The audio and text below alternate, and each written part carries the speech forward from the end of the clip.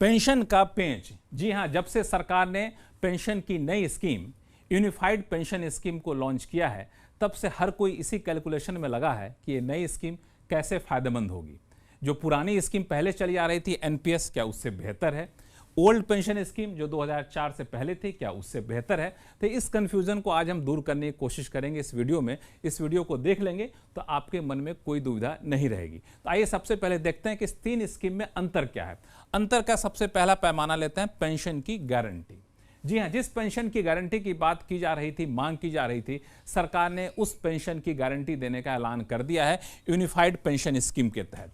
इसमें यह कहा गया है नई स्कीम में कि आपको कम से कम 50% तो पेंशन मिलेगी, 50% से ज्यादा भी मिल सकती है। लेकिन 50% किस चीज का? तो 50% आपको आपकी जो बेसिक सैलरी रही है, औसत मासिक बेसिक सैलरी, यानी जिस दिन आप रिटायर कर रहे हैं उससे पिछले के 12 महीने में आपको जितना सैलरी मिली है उसका बेसिक सैलरी का औसत निकाला जाएगा और उस औसत मासिक बेसिक सैलरी का कम से कम 50% आपको पेंशन मिलेगा। इस बात की गारंटी नई स्कीम के तहत होगी। कम से कम बोल रहा हूं, अगर शेयर मार्केट की हालत ज्यादा अच्छी रही, रिटर्न बेहतर हुआ, तो यह पेंशन की रकम बढ़ सकती है। लेकिन शर्त है कि कम से कम 25 साल की नौकरी आपकी होनी चाहिए। अब आप पूछेंगे 25 साल से कम है तो क्या होगा?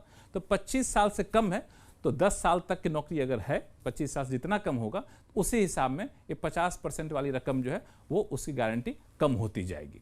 अब कहें कि इससे पहले क्या था, तो एनपीएस, इसके तहत कोई गारंटी थी ही नहीं पेंशन की गारंटी। हाँ, 2004 से पहले जो ओपीएस थी, ओल्ड पेंशन स्कीम, वहां पे गारंटी थी। हालांकि वो गारंटी अलग थी।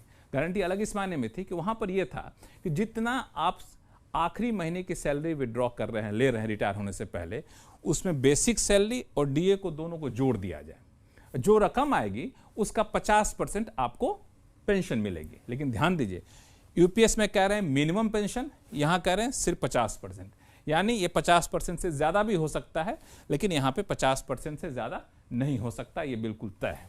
वहां पे कम से कम 25 साल की नौकरी होनी चाहिए, यहां पे कम से कम 20 साल की नौकरी होनी चाहिए। ये एक अंतर है ओपीएस और यूपीएस में। अब आगे आपको सुलझाते हैं मामला, वो है कंट्रीब्यूशन का। जी हाँ, कंट्रीब्यूशन भी एक बड़ा दिलचस्प मामला है। जो यूनिफाइड पेंशन स्कीम है, वहां पे सरकार ने कहा है कि हम अपना कंट्रीब्यूशन बढ़ा रहे हैं। चूंकि एनपीएस के तहत सरकार 14% कंट्रीब्यूशन देती थी और कर्मचारी को 10% देना पड़ता था। अब ये यूनिफाइड पेंशन स्कीम के तहत सरकार 14% नहीं, 18.5% कंट्रीब्यूशन देगी और कर्मचारी 10% देते थे, अभी भी 10% देंगे। लेकिन ओपीएस देखें तो ओपीएस का मामला बिल्कुल अलग था। ओपीएस के तहत कर्मचारी को कोई कंट्रीब्यूशन नहीं देना पड़ता था, सिर्फ और सिर्फ सरकार ही वहन करती थी पूरा खर्चा। ये इसकी खासियत थी। अब आप आइए अगले हिस्से में, वह है मिनिमम पेंशन। जी हाँ, मिनिमम पेंशन का मतलब यह हुआ कि कम से कम कितना पेंशन मिल जाएगा। तो यूनिफाइड पेंशन स्कीम के तहत मिनिमम पेंशन 10,000 रुपये रखी गई है, अगर आपकी सैलरी, आपकी नौकरी कम से कम 10 साल की हो चुकी है तो। एनपीएस के तहत मिनिमम पेंशन का प्रावधान था ही नहीं। ओपीएस यानी ओल्ड पेंशन स्कीम जो 2004 से पहले की थी, उसके तहत मिनिमम पेंशन 9,000 थी, नई में 10,000 है, ओल्ड पेंशन स्कीम में 9,000 थी। यहाँ पे 10 साल की नौकरी की शर्त थी, यहाँ भी 10 साल की नौकरी वाली शर्त बरकरार है। अब आइए, अब एक अगला मुद्दा है, वह है फैमिली पेंशन। किसी पेंशन धारक की मृत्यु हो जाती है, अगर आश्रित रहते हैं तो उनको भी फैमिली पेंशन मिलती थी। ओल्ड पेंशन स्कीम के तहत जो पेंशन धारक थे, जितना आखिरी पेंशन उठाते थे उसका 60% उनको मिलता था, उनकी फैमिली को। अब एनपीएस में ये प्रावधान नहीं था। यूपीएस में प्रावधान फिर से वापस ला दिया गया है, वहां भी फैमिली पेंशन 60% मिलेगी आखिरी पेंशन का, जैसा कि ओपीएस के तहत मिलता था। तो यहाँ पे ओपीएस और यूपीएस दोनों एक समान है। अब आप आगे आइए, वह है एक मुश्त रकम। जी हाँ, जब कोई रिटायर करता है तो लोग कहते हैं अच्छी खासी रकम मिली होगी, तो लमसम अमाउंट जो है वो मिलती है। तो वो एनपीएस के तहत तो कुछ ऐसा प्रावधान था ही नहीं। ओल्ड पेंशन स्कीम और यूपीएस में दोनों मिलेगी, लेकिन यूपीएस में शर्त अलग है।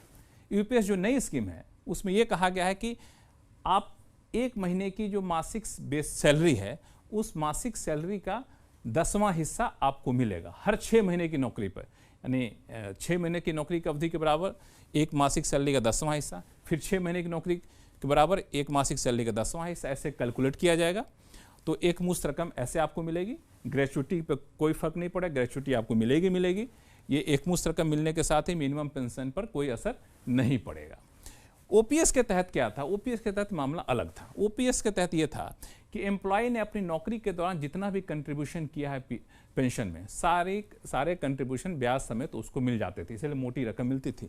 तो एम्प्लॉय के कंट्रीब्यूशन का 100% ओपीएस के तहत एक मुश्त रकम के तौर पर मिल जाती थी। ग्रेच्युटी भी मिलती थी, और उसमें एक और प्रावधान था ओपीएस में कि एम्प्लॉय चाहे तो अपने 40% यानी 40% तक पेंशन को एनकैश कर सकता था। तो ये एक व्यवस्था यहाँ पे थी। हालांकि अंतर कुछ और है और आपको दिखाते हैं। वह महंगाई भत्ता, तो ओपीएस यानी ओल्ड पेंशन स्कीम के तहत पेंशन धारकों को भी महंगाई भत्ता मिलती थी। महंगाई भत्ता डियरेंस रिलीफ के तौर पे मिलता था, डीआर। एनपीएस में प्रावधान नहीं था और यूपीएस में डीआर को फिर से वापस ला दिया गया, यानी डीआर के मोर्चे पे ओपीएस और यूपीएस एक समान हो गया। महंगाई बढ़ेगी तो पेंशन की रकम बढ़ जाएगी, ये सुनिश्चित हो गया है। अब आप आइए, आपको दिखाते हैं वीआरएस। बहुत सारे लोग वीआरएस लेते हैं, तो वीआरएस लेने पे क्या होगा? तो जो लोग यूनिफाइड पेंशन स्कीम में आ रहे हैं तो उनमें यह कहा गया है कि आप वीआरएस ले लीजिए, लेकिन जैसे ही आपकी उम्र 60 साल की हो जाएगी तो आपको इस स्कीम के तहत यानी यूपीएस के तहत पेंशन मिलना शुरू हो जाएगा। एनपीएस के तहत ऐसा कोई प्रावधान था नहीं, लेकिन ओपीएस में प्रावधान यह था कि अगर आप वीआरएस लेते हैं तो आपकी जो बेसिक सैलरी है और डीए है आखिरी सैलरी, उसका बेसिक सैलरी और डीए का 50% आपको तत्काल दे दिया जाएगा। कम से कम 20 साल की नौकरी आपकी हो गई है तो ये वीआरएस के तहत प्रावधान किया गया था। तो यहाँ भी दोनों में अंतर है, ओपीएस और यूपीएस में, जो अंतर आपको दिखा दिया मैंने। अब आइए कि कई लोग पूछ रहे हैं कि ये यूपीएस किन किन पे लागू होगा। कुछ राज्य सरकार के कर्मचारी हैं, वो कह रहे हैं कि हम पे लागू होगा क्या। कोई बैंक के कर्मचारी फ़ोन कर रहे हैं कि हम पे लागू होगा क्या। कुछ प्राइवेट सेक्टर के कर्मचारी हैं। तो बता दूं कि अगर आप राज्य सरकार के कर्मचारी हैं तो लागू होने की संभावना है। शर्त सिर्फ ये है कि आपकी राज्य सरकार इस यूनिफाइड पेंशन स्कीम को लागू करने का ऐलान कर दे, जैसे कुछ राज्यों ने करना शुरू भी कर दिया है। अगर राज्य सरकार चाहती है तो राज्य सरकार के कर्मचारियों पर यूनिफाइड पेंशन स्कीम, नई स्कीम लागू होगी। लेकिन अगर आप सरकारी बैंक में काम करते हैं, अगर आप सरकारी कंपनियों में काम करते हैं, तो यूनिफाइड पेंशन स्कीम हूबहू लागू नहीं होगी, क्योंकि इन लोग संस्थाओं के अपने अपनी पेंशन स्कीम होती है। अब सवाल उठता है प्राइवेट सेक्टर के कर्मचारी, जी हाँ, प्राइवेट सेक्टर के कर्मचारी हैं तो ये स्कीम आप पे लागू नहीं होगी, बिल्कुल निश्चिंत हो जाइए। अब देखिए इस नई स्कीम की खासियत क्या है, देख लीजिए। वो खासियत ये है कि ये जो नई स्कीम है, ऐलान तो हो गया है, लेकिन 1 अप्रैल 2025 यानी अगले कारोबारी साल से लागू होगी। हालांकि ऐसा नहीं कि अभी आप नौकरी कर रहे हैं या रिटायर कर रहे हैं तो आपके लागू नहीं होगी, बताते हैं क्यों। ये ऐसा है कि जो लोग एनपीएस में शामिल हो चुके हैं वो भी चाहें तो इस यूनिफाइड पेंशन स्कीम में शामिल हो सकते हैं, उनमें कहीं कोई दिक्कत नहीं है। कब तक शामिल होना है इसकी कोई आखिरी तारीख नहीं, आप चाहें तो आराम से तसल्ली से तुलनात्मक अध्ययन कर लीजिए, इस वीडियो को देखिए, फिर सोचिए, फिर फैसला लीजिए। दूसरा ये कि जो लोग एनपीएस के तहत शामिल हो चुके हैं लेकिन 2004 के बाद शामिल होने के बाद रिटायर भी हो गए कुछ लोग, तो उनके लिए भी खुशखबरी है कि वो अपने आप को ठगा महसूस ना करें। अगर आप एनपीएस के तहत रिटायर हो चुके हैं तब भी आप नई स्कीम को चुन सकते हैं। शर्त यह है कि नई स्कीम को चुनेंगे तो आपके ऊपर एरियर बनेगा, उस एरियर का भुगतान भी सरकार करेगी। जो पीपीएफ का ब्याज दर है उस ब्याज दर के साथ सरकार भुगतान करेगी, तो आप भी बिल्कुल फायदे में अगर चाहते हैं नई स्कीम में आना। तो एक और बात कि रिटायर कर्मचारियों को एरियर के साथ तो मिल ही जाएगा, तो उनको भी नई स्कीम का फायदा यहाँ पे मिल जाएगा। तो मुझे लगता है कि अब कोई कन्फ्यूजन आपके मन में नहीं होना चाहिए। तो पेंशन का पूरा पेज जो है मैंने आपके सामने सुलझा दिया है, तो अब कोई दुविधा आपके अंदर रहेगी नहीं।